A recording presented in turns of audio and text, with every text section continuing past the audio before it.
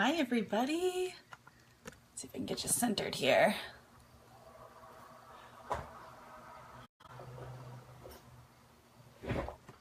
Good? It's always hard because I have to set up my phone after. So how are you guys doing? I'm going to pull myself up and we're going to see that everybody can see me this week. Okay. Hi people. Hey Ida. How are you guys doing? This has been a crazy week and it's only Tuesday. Hey Sam. Hey Amy and Marilyn. So I thought today, even though people are, hey Laura, are still getting settled in, I thought that we would talk about the hurricane. So I was thinking maybe today we could go over donations, what we can donate, where we can donate, if you want to donate. Hey Amy. Hey Kimberly, today's like a 3-cup coffee kind of day. It's gonna be great. Oh, my hair's doing this crazy thing. Trying to get it to stay calm. Trying to grow it out a little bit, and it's just at this very awkward length. All right, let's see here. And then we could just see, what you guys have questions on this week, what you guys are working on. Do. What up, Tom? I poured myself a quart. Oh my gosh, you must be talking about coffee. I love coffee. Coffee is my lifeblood. Well, I say that, and then 8 o'clock rolls around and it turns into wine. But these two things are strictly how I function. All right, let's see here. I don't know, I'm kind of like forgetting how I do this. But we've got like 20 people on. So I suppose that we can do the dance. We can do the Tips and Tricks Tuesday dance. Tips and Tricks Tuesday dance. Tips and Tricks Tuesday. Do. Tips and Tricks Tuesday. Tips and Tricks Tuesday. Wine and coffee sounds gross. But I've had chocolate wine and that is delicious. Love me some chocolate wine. So what I was thinking was, as much as we love donating and helping everybody else and, everybody sending positive thoughts and all to Houston. Aw, thanks, Jenna. I figured that we can help them and help ourselves at the same time. Win-win. That is what I am all about. Love helping people, but I love helping people when it helps me too. Which is, it's how I roll. So I'm thinking that if there are people, if those of you who make soap, do any kind of, whether it be a liquid soap, whether it be a bar soap, whether it be cloth diapers, there's a lot of toiletry items that the people in Harvey need. Or Houston, people in Harvey. Yeah, the people in the hurricane. The people in Houston need because of Harvey. So what I'm thinking, hey Diana, is we could set up certain listings. So whether it be a BOGO sale, buy one, donate one. So if somebody buys a bar soap, they're donating a bar soap to Houston. If somebody makes candles, you could do the same thing.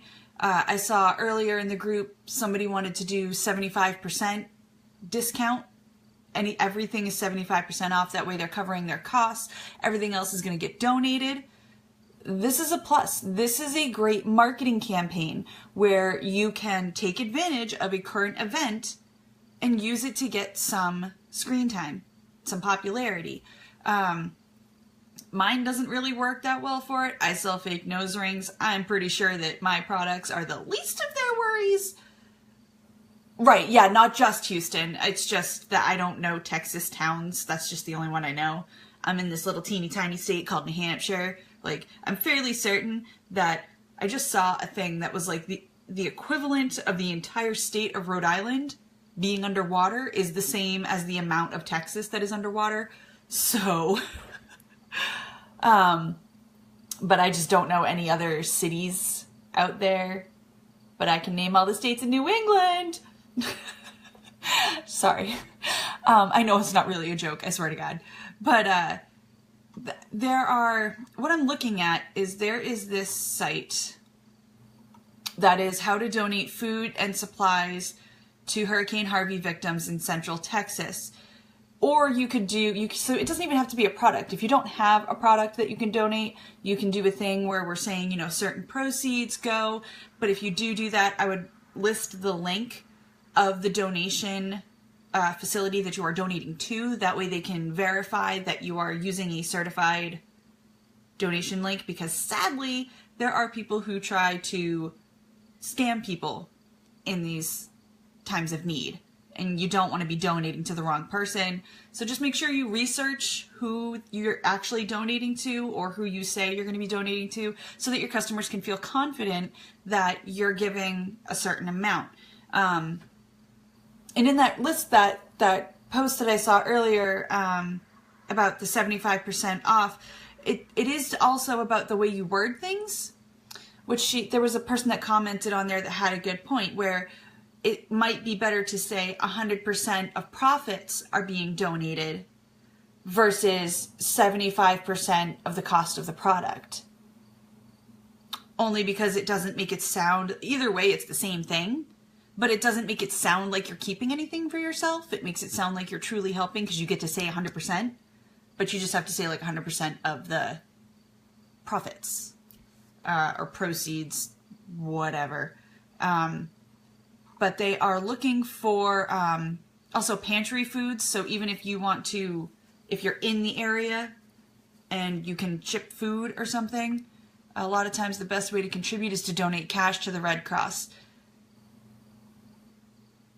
Good to know. Yeah, Marilyn just posted the Red Cross. Red Cross is always good, which is where you can do the whole proceeds thing as opposed to actually donating a product. I haven't technically done it before, but it just seemed like a hot topic right now that I thought that would be good. I just want to make sure you guys research who you are doing it to. The Salvation Army is another great donation thing. But they're looking for all kinds of things: cleaning supplies, dehumidifiers, extension cords, pop-up cannabis, shovels, utility knives, work gloves, rope, safety glasses, liquid dish soap. There's a whole bunch of stuff that they're looking for. Yep, animal rescue. Those of you that make animal products, you can donate to animal rescue teams. You know, all the guys that are going out there in the boats saving the dog that's on the car and stuff. There's so many terrible people that abandon their pets.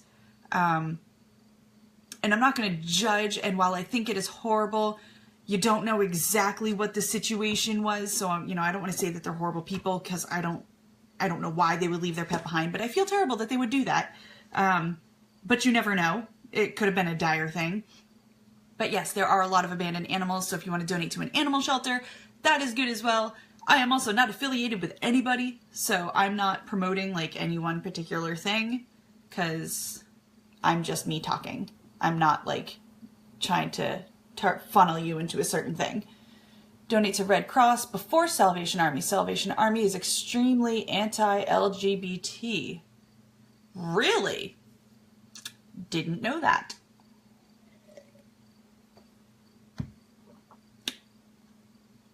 I always like Red Cross anyway, just because they've been around forever and you can really trust them. I'm trying to see if I can find more stuff. I don't even know, like, I don't really want this to be like today's only topic, but I just figured I would bounce some ideas off you guys, throw it out there. Can you guys believe that it's like, what, 2 days away from September? September. Where did this summer go? How are you guys doing with fall and or winter product lines? How are you guys, because we've only got like just this week to wrap up these things, talk about any subscription boxes. How are you guys doing? Where are you guys at for questions? Is there anything I can assist you with? I wasn't exactly sure what I wanted to focus on today because I don't know what you guys need specifically, and I don't want to end up being a broken record. I will, though, send you guys... I'm looking at adopting a school or a classroom. My brand has a strong focus on education, and I feel it's really important, but I'm waiting to see what they need. That's very smart, because once you get into one school, you can get into a bunch of them. I'm actually almost done writing all the listings to launch September 5th. Yay, Ida! That's exciting. Do you think August sales will be an indication of where the holiday sales will be? I do not. I think the August sales are going to be lower, have been lower than what the holiday will be. Between the hurricane and everybody going back to school and, you know, it's super shifty. People are just now starting to switch over to fall. I mean, well, yeah, it's starting to switch off of summer. So I think August is one of those last summer slow months. September is when I think September and October is going to be where we start seeing it go back up. In my experience over the past 5 years, that's usually how it goes. Usually I start out the year here and then it dips down for the summer and then it goes way up and then it stays up, comes across into the next year, dips down their summer, goes up. Usually summer is slow. I have had more time to prep for fall winter this summer. It's been busy though, so I'm a little bit behind. That is a good problem to have. Sold 3 brown fall towels. Nice. Especially because they're old listings. Yay for clearing out old inventory. I am so tired of being super... Oh, you mean your shop is slow? I hear you. It's painful. There was something I was going to look up. Oh, I just want to post... You've had an awesome month, Amy. Good. I love when you guys have awesome months. No sales for 8 days, but you opened up a second shop. Good luck. I run 2 shops, and it is very difficult. Oh, I just posted a link for it. That's just for all the old tips and tricks. If anybody wants to watch an old tips and tricks, I have them all uploaded to a YouTube channel. Knitting a wool hat at the moment. Working on my listings. Can even dye this one pumpkin. Do it. Do it.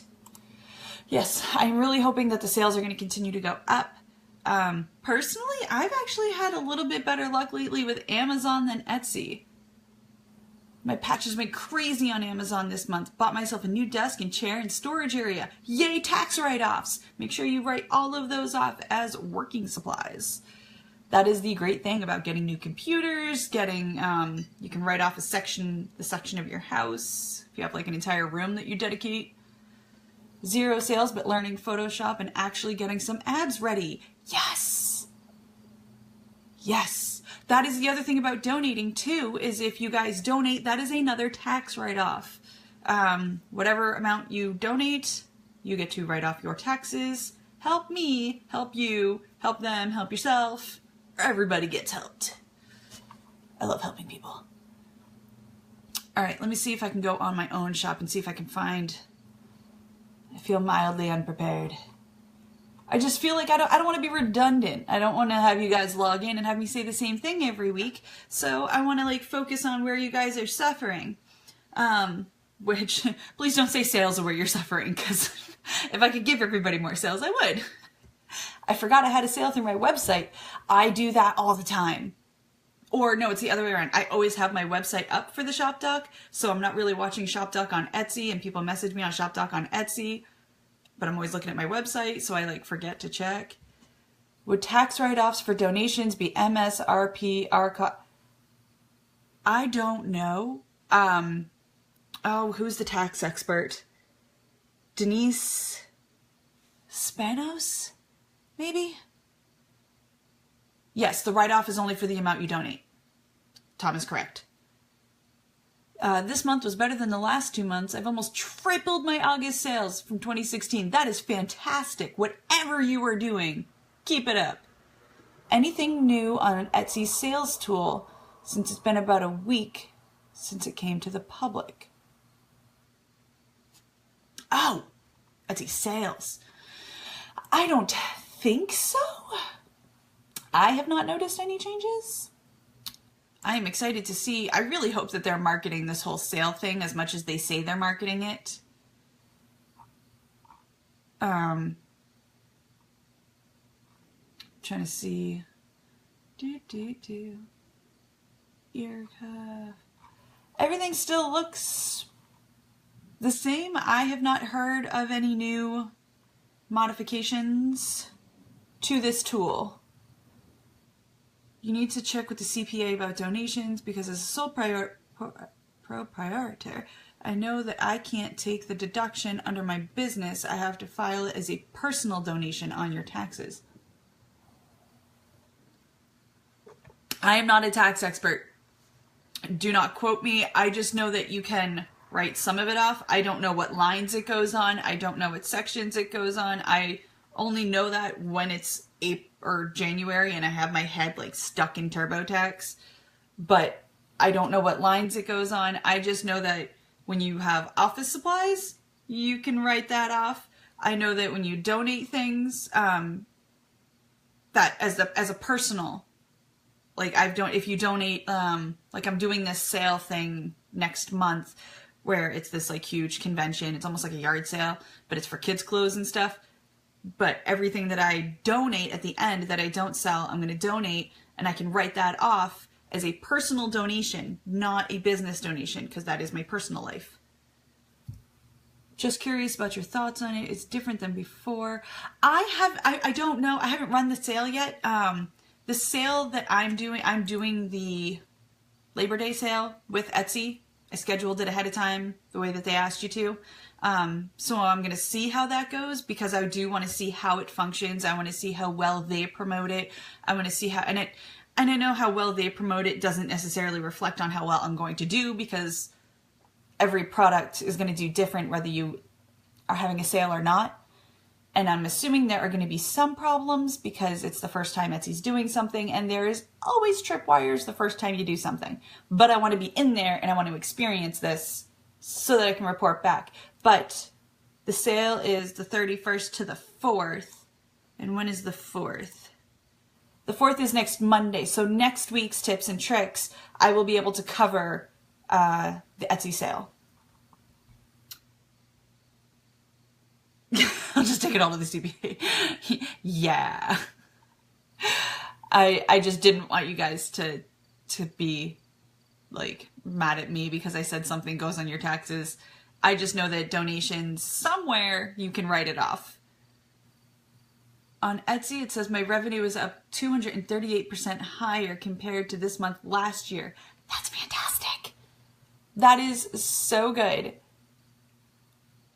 I love that whole stats comparison thing. Make sure also with your marketing, if you guys have your ads turned on for Etsy and or Google, that you double check. I actually just did that before I logged on today because I saw that some of them were up at like 75 cents a click. And I'm just about like out of my daily allotment because somebody clicked that one listing like 3 times.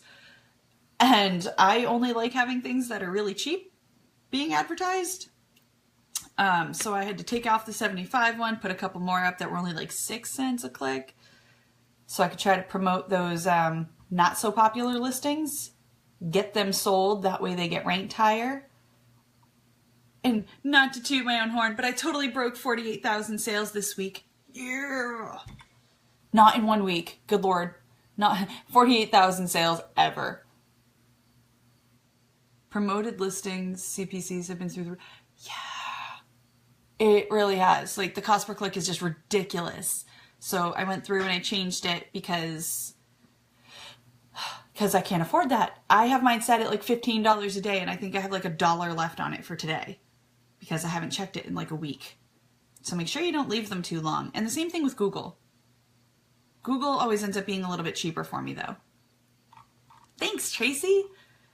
I'm pretty excited. I really want to hit that 50,000 by the end of the year. I need 2,000 more sales. Could totally do it. Right? You guys are all about manifesting. Manifest me 2,000 more sales. All right. Okay, let me pick something to talk about. You guys know I always preach about shop updates. Make sure you've got your about sections filled out. Anybody who has edited, some people were saying that their policies got switched back to the Etsy template policies. I don't know. You got your first sale an hour ago. Congrats, Bree.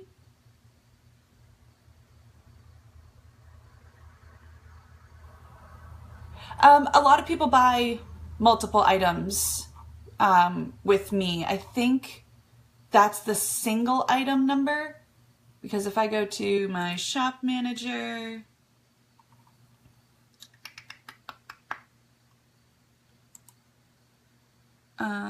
there's somewhere. Yeah, the actual, it's 37,000 purchases, but it's 48,000 items. Elaborate on shop updates? Yes, I can. I love me some shop updates. Tom's probably rolling his eyes like, good Lord, I have to hear this one more time, because I just love them. Because especially when you have a bunch of sales, they are very helpful. Shop updates can only be done on your cell phone. You can either use a picture you already have, or you can take a new picture. Can't do videos. It doesn't have to be a formal picture. It doesn't have to be listing worthy. It could be a picture of orders you're taking to the post office. It could be an inventory picture. It could be a picture of your messy desk at the end of the day. It will make you tag a listing, but that doesn't mean, like, if you have, say you do something with fabric and you show a picture of 12 different bolts of fabric, obviously you can tag any listing in your shop because you're just showing a bunch of fabric. You put a little caption on it. You can then share it to Facebook, Twitter, Instagram, Pinterest, get all your marketing done for that day. Well, Carrie, pull out your phone right now. I'll wait. Get your phone. Pull up your Etsy sale or your Etsy app. Take a picture. It will post it. Now, we live in our shops, right? Everybody else is going to go to Etsy.com or the Etsy app. I don't know where it shows in the Etsy app itself, but if somebody goes to Etsy.com, either on the PC or, you're watching me on your phone.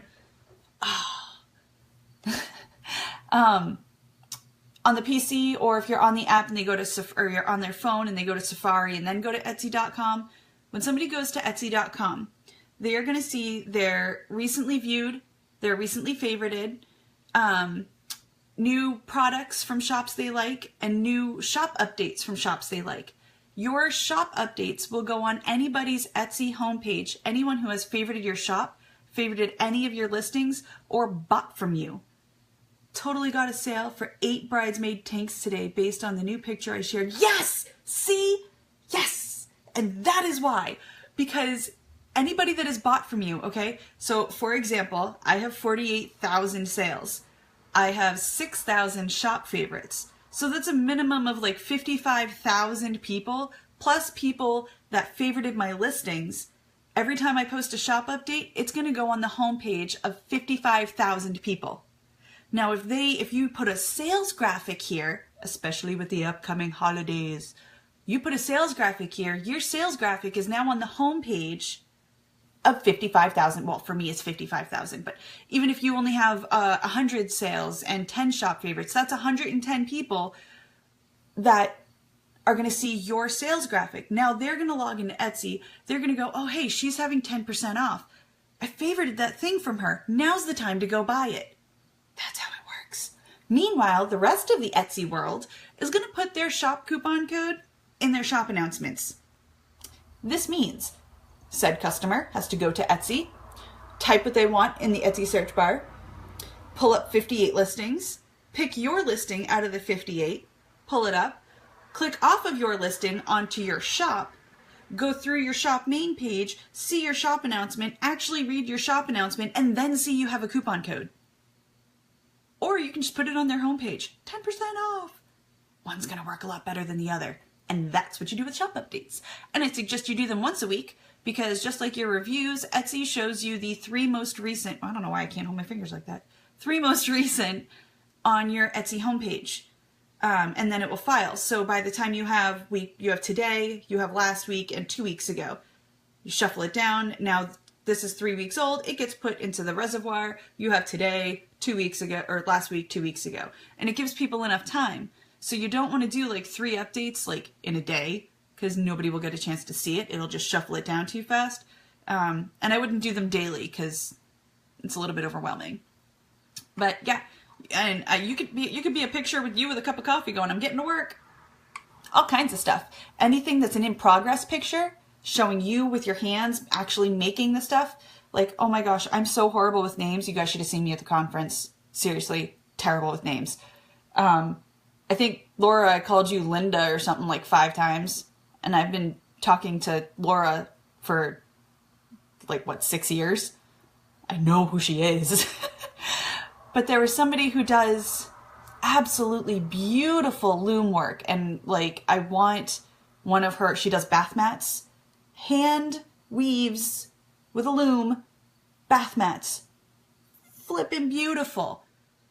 And showing that in a shop update, showing that she's got a little bolt in fabric and sitting there hand looming it, is going to really pull in people, because she gets to then also post it on her social media, but it's really going to pull people's attention in and go, oh my gosh, this is truly handmade. She's not just like buying and reselling. No offense to resellers.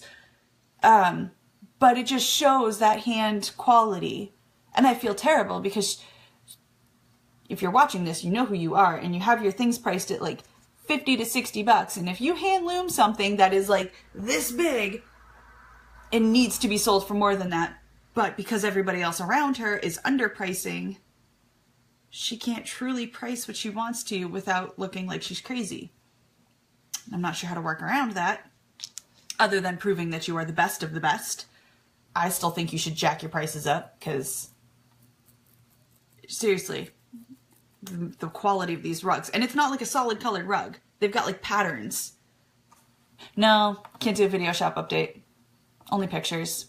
But you can change out the videos you have in your shop about section. That's really the only place you can put a video.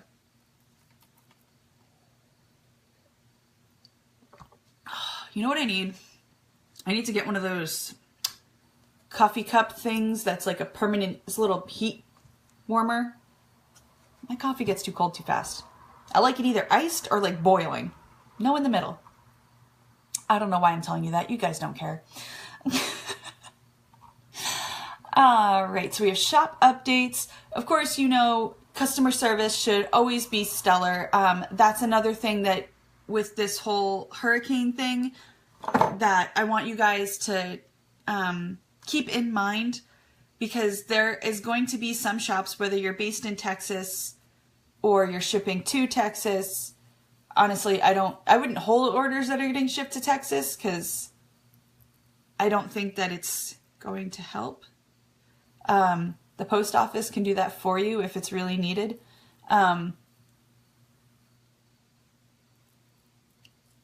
Yes. Oh, why can't I think? Sorry, lost my train of thought. Oh, customer service. To just try to remember that people are going to be grumpy. People are, you know, stressed out. But just try to be careful about the way you word things when you're talking to your customers. Whenever somebody leaves you a review, if it's 3 stars or less and you see that little public response thing right away, don't reply or don't leave a public response immediately. Make sure you contact the customer through email and Etsy Messenger. See if you can work it out, because if you can work it out, the customer can go back and revise that review. If you leave a public response, you're locking in their answer. And even if you fix the solution later because you responded through the reviews, they can't change their star rating or the terminology that they used. So just try to remember to have extra patience when dealing with customers this week or the next upcoming weeks. Because even if they're not from Texas, maybe they ordered something, they're stressed out about another order, they're contacting you in a panic. I don't know. There's just a bunch of different things that could go wrong. Just be awesome with your customer service. I worked in customer service, so I have a lot of experience with it. And I actually had to talk to somebody with an insurance company yesterday, and their customer service skills were lacking. Before I even told him what my problem was, I was like, I'm hoping you can help me with something. And he's like, well, the company that you're talking with probably didn't want to tell you the bad news, but I'll be the bearer of bad news for you. He didn't even know what the problem was yet. And he already, just saying that, put me on the wrong foot. And I'm like, really? You're just going to assume that you have to give me bad news? Where what he should have said was, let's hope that's not the case today. Let's see what I can help you out with and try to see if we can find some good news for you. You know, it's always about trying to look at the positive. If you have to deliver bad news, you do the whole bad news crap sandwich. Good news, bad news, good news. I would love to help you. I'm so sorry about blah-de-blah-de-blah. Here's what we can do to fix it.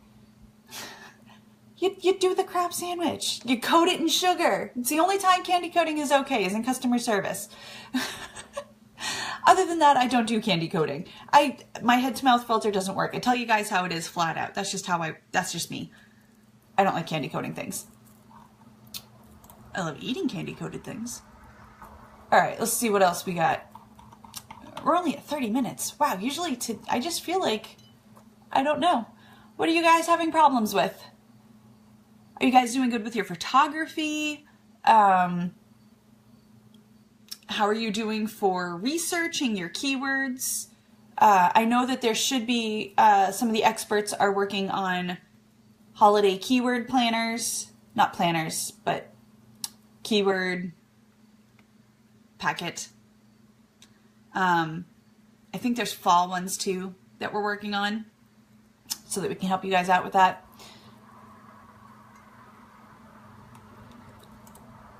And I'm not sure, I think you guys saw that they add similar reviews to your actual listings now. So you don't have to put any review pictures in your 10 slot pictures.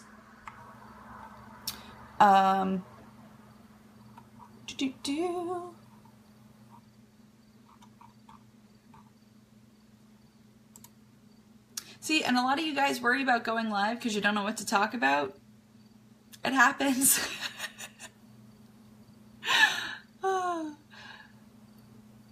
How do we really know if our photography is correct for our target market? Trying to sell a bundle of 2 items, pillow and a matching rug. Always have problems with my photography because it's been raining so much. Yeah, when you're doing outdoor pictures, weather kind of matters. As for photography in your target market, I would play around in Pinterest because I totally thought that I was hitting my target market many, many moons ago, thinking my target market was like high school, college kids. Turns out that it was like punky people. So I had to make sure that in my photography, I had punky looking people. I needed to make sure that there was, you know, the good eyeliner, the little wing tips, the nicely shaped, the shaved side of the head with the A angle, asymmetrical haircut, things like that, where it's going to reflect the person that is going to be wearing this product. Yes, I do like the listings under the thing. Trying to sell, I think I worked with you on that, Kathy, right? Bundling the pillow and the matching rug. Because that could essentially be 3 different listings. Just the rug by itself, the pillow, and then the pillow and the rug. And on all 3 of those, you can have in the variations drop down, you know, even if it's just a rug, you can have, well, in just the rug, you can have either the color, the size, same thing with the pillow. Perfect. But Ida, you might benefit from setting up some sort of indoor station, because you guys want to make sure that you're trying to take the picture in the same setup every time. That way the lighting is always consistent. Some aren't brighter than others. If you always have a lamp here, here, and here, and you're taking the picture this way, or this way, whatever, if you have the lighting set up the same way every time, your pictures are going to always be the same. They'll be easier and quicker to edit. Same thing where if you, those of you that use like the wood backdrop, please don't take a picture and like just throw your product on the wood and have sometimes the wood's diagonal, sometimes it's vertical, sometimes it's horizontal, sometimes it's just at like a 10-degree angle. That kind of inconsistency is going to stand out to your customers. You want to make sure if you have a wood or patterned backdrop that it's always lined up the same in all of your pictures so that it looks consistent. I did some checking the other day and saw most of my items have slipped off the first 3 pages. I've done so much SEO work and I don't know what to use or how to up these items again. Have you renewed any of them, Laura? Because renewing is like 50-50. Some people see a benefit with it, some people don't. I am a hardcore believer in renewing listings. It works for me. It always has. I don't know how. I don't know why. It's like black magic. Etsy has not come out with black and white proof that renewing helps. So I don't know. Did you edit the SEO on any of those listings recently, within the past 3 weeks, that would make them be going through that re-ranking process? I upsold gift wrapping for the first time, and I've had it on this particular listing since Tom recommended it last year. That's good though. It's working. And you could totally make an ad for that too. No, you haven't. Huh. I'm not sure. Maybe you need to, then? Maybe you need to do the research or re-research the words, the terminology, the SEO on those listings. It might have changed. But Amy, you should definitely make a graphic that says, you know, gift wrapping here, something like that. Diana, I'm still a mess. Want to rebrand, research target market, and stuff keeps happening. School restarted, so I'm hoping now I'll have time to do it all. Yeah, that's the thing that a lot of us end up doing backwards, myself included, is we all get really excited, we all create products, we all open up a shop, and then we try to come up with a brand. And then we try to figure out who our target market is. And essentially, things would be so much easier if we actually did it the other way around. Amy, that's perfect. Because you need to know, if you know who your target market is, you will know how to brand to appeal to them. And if you know who your target market is and you know what your branding is, you'll know what product to design next, because it will have the same theme as your brand, and you'll know who you're selling it to, so you'll know how to design it. Just pick one thing. To what, work on, Tom? Or to sell? Because I can't work on one thing at a time. I hate to say it, but I have a short attention span. I seriously right now have 1, 2, 3, 4, 5, 6, 7, 8, 9, 10, 11, 12, 13, 14, 15, 16, 17, 18. I have 19 tabs open on 3 monitors. I've got Etsy and Amazon and all my selling stuff on this monitor. I have my social media stuff and stuff that I'm reading for research on this monitor. I have emails on this monitor. I can't do one thing at a time. To work on, yeah, that's true. So I would pick either branding or your target. No, I would probably pick target market first. You need to know who your target market is. Because if you know who your target market is, it'll help you to figure out how to brand to appeal to said target market. I just hate doing SEO research. I don't know what other terms to use. Yeah, those are high competition. I know, Laura. And we've worked on that a lot. But with these new products that we talked about that we worked on in our last call, I think with these new listings coming out, that's what's going to help you. So I wouldn't focus too much on those few that have dropped off the front pages. I would go back to focusing on that new product line that we were working on and getting that out and researching those SEO terms first. I'm listening to you, editing pictures, and redoing the listing all at the same time. Yeah, multitaskers! Watching you on the tablet, 2 kids, 5 tabs on the laptop, all at one time. Yep. Yeah, I feel you. Time is your enemy. There is not enough time. And then there's time when I just sit here and because I multitask so much, my brain just fries and I'll just find myself like sitting, staring at the monitor. And I'm like, I need to do something. And that's how you know you need a break. Get up, stretch your legs, do a little stretching. They actually make you do this when you're working at a company. When I worked in customer service, we would have to get up away from our desk every 2 hours, stand in a circle, and do, some stretches. You touch your toes. You attempt to touch your toes. You do the side stretches, and that could increase your, thinking and productivity too. So don't be afraid to like set a 2-hour timer. Those of you with children, I'm sure that's not the case because we don't ever get to sit for 2 hours at a time. Without kids going, Mom, wipe my butt. Mom, I need a snack. Mom, I need this. Mom, he hit me. She's touching my toy. She's breathing in my direction. The things you didn't know were serious problems until you were a mom.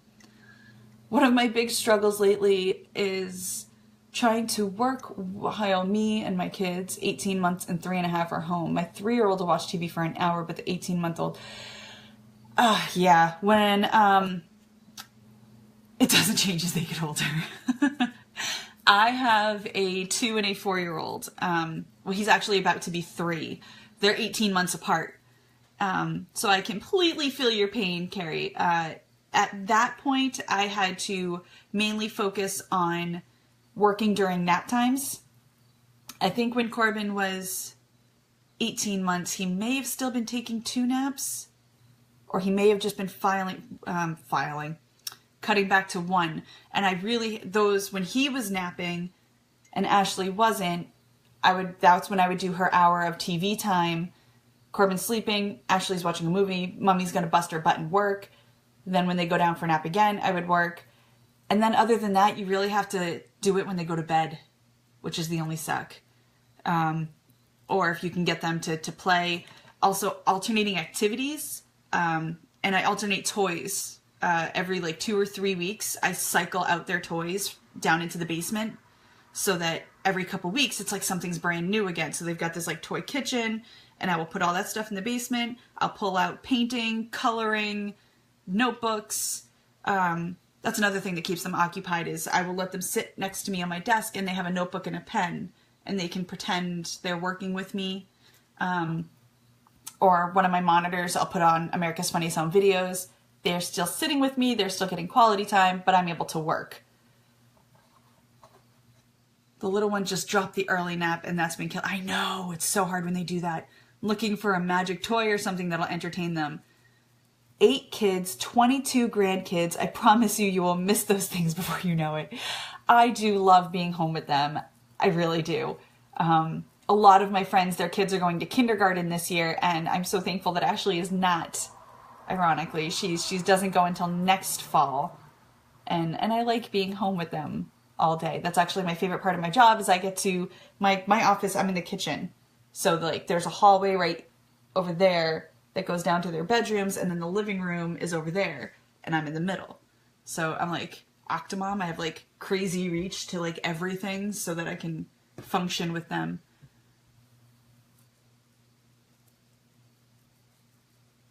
Yeah. Sitting next to me with an activity. Yeah. I would alternate, especially with Christmas coming. I meant not Christmas, winter. Winter is coming, which means not so much outdoor play. My kids hate the cold and we live in New Hampshire. So yay me. But that's okay. Cause I hate the cold too. I know I live in the wrong state, but you want to definitely try to plan, craft time, maybe do a craft time early in the morning or do one of those things that was my saving grace because I have a little boy, is those foam, it's like one's like a foam wedge that's like huge, another one's a foam 2 stairs, and then there's like a circle, and it's almost like a jungle gym. And so I set it up in the living room. I get tents, I set those up, that way he can climb on the foam stairs and jump into a tent or something. Anything that you can do to alter the image of your house. Sometimes even just taking toys out of his room and putting them in the living room. He's like, oh, cool. And I'm like, you still have access to it. It's just in a different room. But it's all about scheduling and redoing certain activities at certain times. And that will help you get some free time to work on your orders. And then other than that, anything you can do on your computer, I would save for nighttime. Kids go to bed, you can sit there and you can work on your pictures while you're watching TV with your husband or something. You can work on listing descriptions while you're watching TV. That's what I do. You're there, Phoenix, they're trapped inside during the summer. Yeah, during the summer, because we're in New Hampshire, I'm like, get out.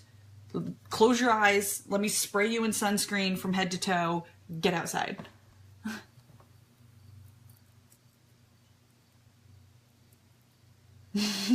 Aw, thanks, Marilyn.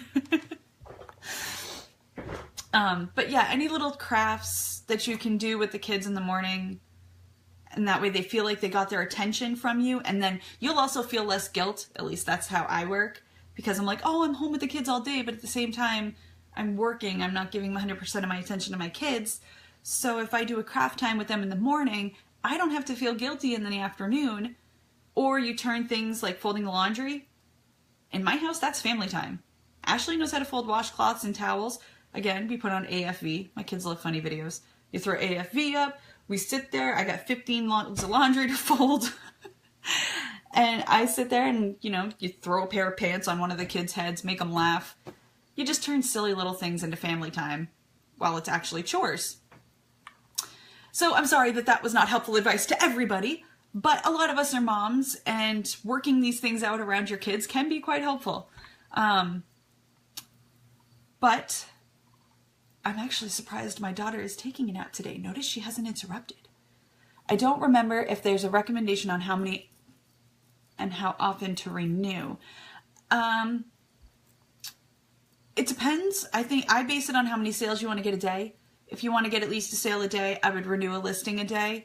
I would also, before you start this remedy, look at the past week to 30 days, like type in the specific date and look at what time people are mostly looking at your site. Are they looking at it on their lunch break? Are you seeing a view spike it in the evening? And that'll be the time that you want to renew. But I do it every day, and I do it a few times a day. But again, my items are inexpensive. I'm the opposite. I can't concentrate when they're around.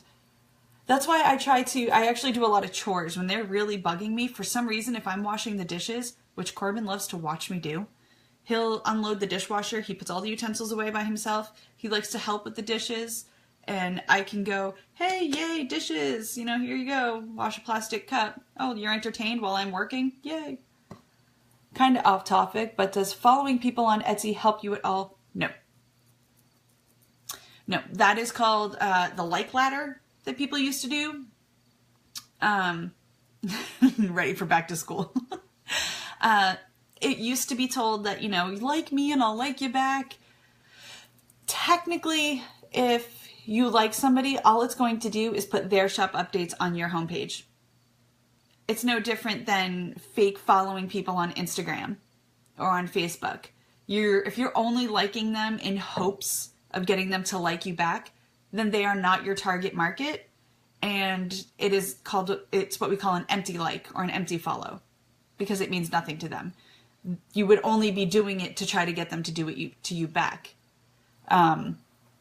So unless you really like somebody's stuff, don't bother, because it's just going to cloud when you want to go shopping, it's just going to cloud your own wall. But yeah, no fake liking. I am all about helping people, and I'm all about getting your listings rank higher. Tom, shut up.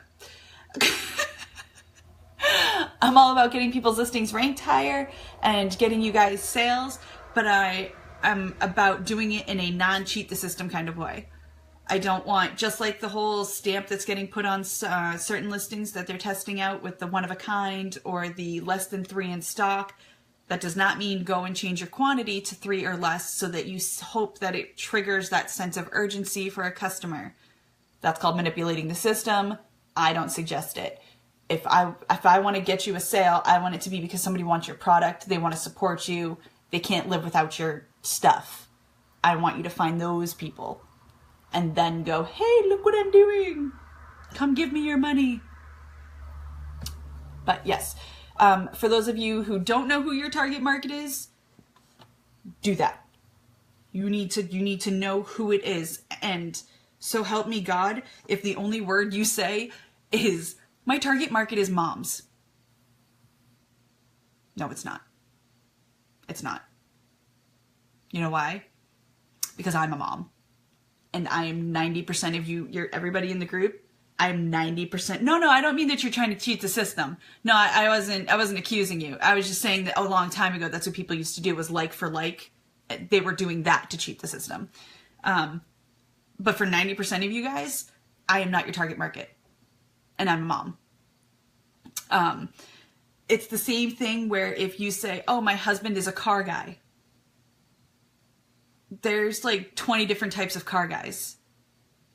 Is he a hot rod guy? Is he a muscle car guy? Is he a race car guy? Is he a classic car guy? Is he an original car guy, or does he like to do restorations? Does he only like top of the line, or does he, like to do the modding on cars? There's about 10 to 20 different types of car guys. There's about 10 to 20 different types of moms. You've got crunchy moms, you've got working moms, you've got high-end moms, you've got moms that do nannies, you've got moms that run businesses, you've got moms that are willing to spend $50 on a shirt for a kid. Meanwhile, me, I take the clothes that have been worn 6 times from my other cousin, all my other cousins' kids. And I'm like, oh, 3 other kids have worn this shirt for 5 years? That's fine. Give me it. I'll give it to Corbin. He's just going to ruin the clothes anyway.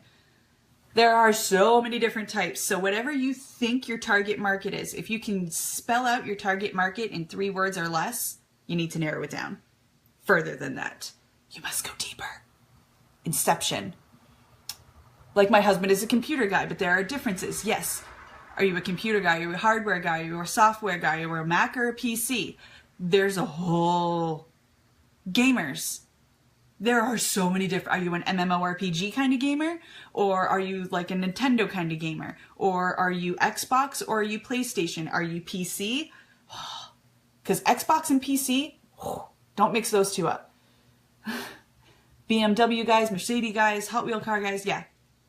Any topic that you think is just women is my target market. Nay, my friend. 50% of the world is not your target market. I'm a PC gamer too. World of Warcraft. I do Fallout, even though Fallout's for the Xbox. I play it on the PC and I have it set up so I can use my Xbox controller through the PC. Love Fallout 4. Oh my god, Fallout 4. And we have a VR headset. And Fallout 4 was supposed to be coming out for the VR headset, but they messed it up. Can you suggest dog lover people? Like what type of person is a dog lover person? Because I would go to what I usually do to pick out these kinds of things. Fallout's more fun with PC mods anyway. Yes, I love Fallout. I actually want to replay New Vegas.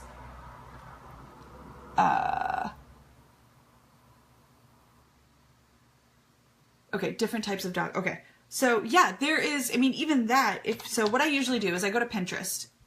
Pinterest is this giant vat of useless knowledge, but it's not so useless. So I do it because I'm a visual person, and that is all what Pinterest is visual. So even if I just type in dog people, which actually something that might be semi-entertaining for you is, I don't know if you guys have ever heard of the site called Imager. There's a site called Imager. It's all a bunch of images.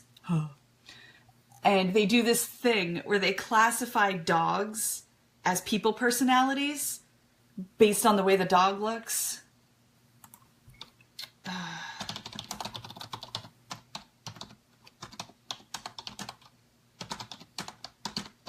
and I'll see if I can find it so I can post it in here after, because some of them are absolutely hilarious. Bye, Ida. But it'll have like a short-haired dog, and it's like, so-and-so, hi, I'm 49, I've got short spiky hair. It's hard to explain. But anyway, so I'm just going to type dog people on Pinterest, see what comes up.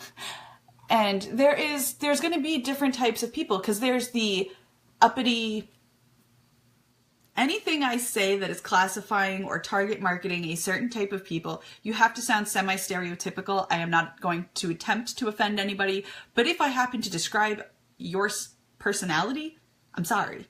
I don't mean it in a negative way, but I'm just saying, those teeny tiny like teacup poodles and stuff are generally for the uppity preppy girl. There is a huge difference between a guy who's got a Great Dane and a girl who's willing to put her dog in her purse. Those are two totally different types of dog personalities. You've got people that are hardcore rescue dog believers. You've got big dog people. Me, I am a big dog person. I love big dogs. I hate ankle biters. I hate dogs that just sit there and go, yip, yip, yip, yip, yip, yip. No, I don't actually hit dogs, but that's just not me. But I love big dogs. Love big dogs. And people like me who love big dogs tend to be more tomboyish, because you gotta like roughhouse with them and stuff. Whereas people who have smaller dogs tend to be more prim and proper. Again, these are just stereotypes. This is the one time in your life when it is okay to stereotype, because you're trying to figure out your target. There is a difference between, you've got your sporty dog. Yeah, somebody mentioned dog breeders. There are people that take that very seriously. What about big dogs who bark constantly? I don't have a dog. I clean up enough poop in my life where I don't want to clean up something else's poop. So I don't have a dog. But, well, I do have a cat, but I make my husband clean that poop. But, yeah, big dogs who bark constantly could be annoying, I suppose, too. But then there are people who, like, those purebred dogs where they, like, sit there and focus on the breed, and they, like, hand make the food for the dog. That's a whole... It's a personality. Let me see. And that's really what the difference is you need to just add the word personalities or theme when you're trying to come up with your target market and your brand. Because that's essentially what it is. Your target market, there's a certain personality trend that is going to follow with your people. My people tend to be rebellious, a little bit of attitude-y, kind of edgy, and stubborn. And my theme is punk. Because that punk apply, or it's not enclosing and only talking about punky people, but those people that I described that are rebellious and attitudey and stubborn, that's kind of the definition of punk. They just happen to dress a little bit spunky. And so that's what you want to come up with. And then you've got the people that, there's people that have tons of dogs and tons of kids. And there's people that have no kids but only have a dog, so they're into that whole fur baby, fur mommy thing. See, and here's a shirt right here, fur mama. Not all of my stories involve my dogs, just most of them. There's all kinds of memes that are like, I hate people but loved. I have more dog friends than people friends. I broke up with my boyfriend because he insulted my dog. Nobody insults my dog. But yeah, introverts, making friends with animals since forever. And that's a good point. If the person only has a dog, or if they have multiple dogs, a lot of times, what's the whole reason why people are called, old ladies are called crazy cat ladies? They're introverts. They sit there and they surround themselves with animals. Introvert might be part of your target market. Depends on what you're selling. And if you're selling dog treats or dog food or cat treats and cat food, you're going to want to try to appeal to those people that care about the wholesomeness of their animal. It's probably the higher breed people who want something that's got real no processed foods and stuff in it. They're not going to sit there and pay $2,000 for a purebred dog and then give it Market Basket brand dog food. But I hope this was helpful for some of you guys. I'm sorry I was kind of all over the place today. Usually I find something that gives me a main social target. I'm just scrolling through a dog page now, trying to see. I would rather be called a dog lady than a people person. Oh, your dog will never wake up one day and decide he doesn't love you anymore. I make burp cloth blanket sets and more on the high end. What on my target market would that be? In person I sell a lot, but on Etsy not so many. Yours is probably going to be it is going to be moms, but it is probably going to be first-time moms. Because second-time moms are a completely different person. I can tell you from experience. First-time moms are the ones that have a bottle of hand sanitizer by the door and won't let you walk in their house if you so much as know somebody who had the sniffles in the past week. Meanwhile, a second mom's like, hey, I found some Cheerios on the floor. Here you go. It's completely different. So yours is probably going to be that first-time mom where they're willing to spend anything. They need everything brand new for their children. And they're probably going to be they might be more on the crunchy side, the all-natural side. Because once you start if it is a two-time mom, it's probably because it's a different sex baby this time. Because that's definitely the way it was with me. Even then, I didn't buy nearly as many useless products for my second kid as I did my first. Like, nobody needs a bottle warmer. Like, it's ridiculous.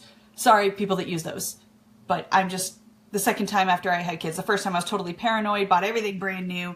You know, I had the stupid little walkie-talkie things.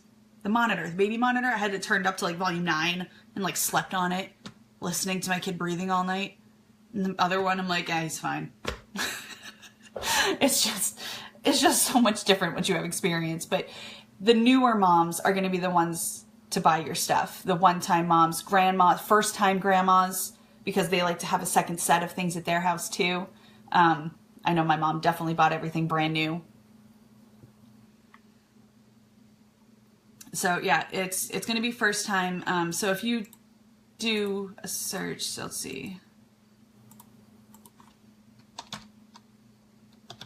Even if we do high-end moms.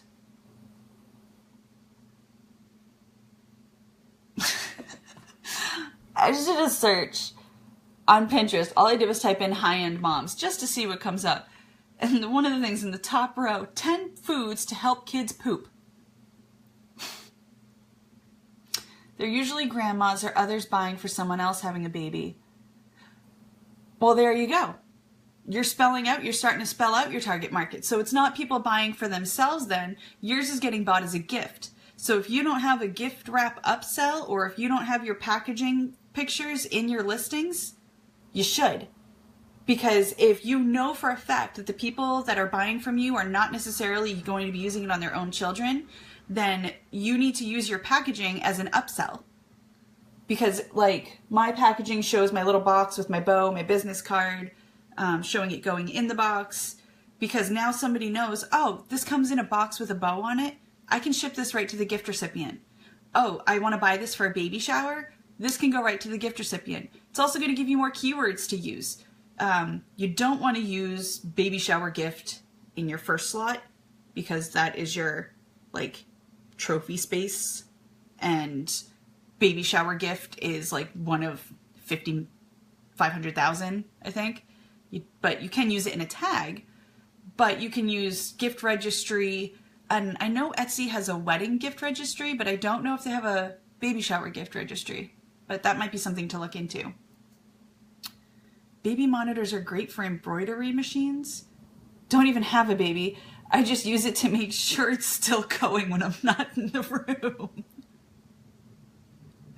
Oh, that's awesome. Yeah, see, if they're gift for showers, you could totally add a gift wrapping thing. You know, is it for a boy? Is it for a girl? Is it for gender neutral? the first spot, as in you want to use all 140 spaces in your title. Your first keyword should not be baby shower, because it is not specific enough to your product. And somebody might be looking for a baby shower gift, but the chances of you getting pulled up out of 500,000 listings on page 1 through 5 for baby shower gift is slim to none. So you're going to want to use a better, more specific key term in that first spot. But yes, you should absolutely have gift wrapping on yours if you know they're for baby showers, where you can wrap it in pink, where you can wrap it in blue, where you can wrap it in green or yellow, that whole thing. Or maybe even like a gender reveal packaging where it's pink or blue. Oh my God, how cute would that be? If you made something that was for a gender reveal party and it was either pink or blue, they have to choose if it's pink or blue, and then the wrapping you put it in has pink and blue, so that when they open it, there's things you can do there. Okay, guys, and they usually are themed and customized with the baby's name. Okay, well, in that case, I guess they know the gender. But yes, you should absolutely do something with the packaging then if you know that they're being given as gifts, because that will add value to your product and it will prompt people to buy it. So that's a win. Does tissue paper bleed if it happens to get wet? Yes?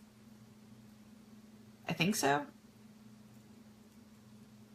But your product shouldn't be getting wet. Or, even if it is, you could always put the clothing in a plastic bag of some sort and then wrap that in tissue paper. Alrighty, guys, it's been an hour, so I'm gonna go for now. Oh, I do want to tell you guys that today only, I have a, oh, that's sad, BOGO sale on mentor calls. I have a post in the market. You can buy 30 minutes and you get an hour. You can either use the hour back to back, or you can do 30 minutes now, go work on some stuff, and do another mentor call later. So if you want to look up in the market that I've got the BOGO sale going on, you can either do a search for my name, or you can just go to the shopdoc.co, not com, shopdoc.co. It's where you can get all your critique mentor services are provided there. I will talk to you guys next week, and I will be able to report back on the Etsy sale, the Labor Day sale. I will have the stats all together. I will bust my butt Monday night to make sure I have as many questions as I can answered for you guys on Tuesday. I will let you know of any errors I ran into.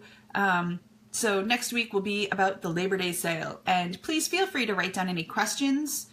And whichever one of you it was that you're using your phone to watch me, we're going to hang up now and you're going to go do your Etsy shop updates. Everybody, shop updates. I mentioned last week on Sarah's Live that you needed a call with me. Today's the day to get it, Carrie. You get an hour for 30 minutes with me.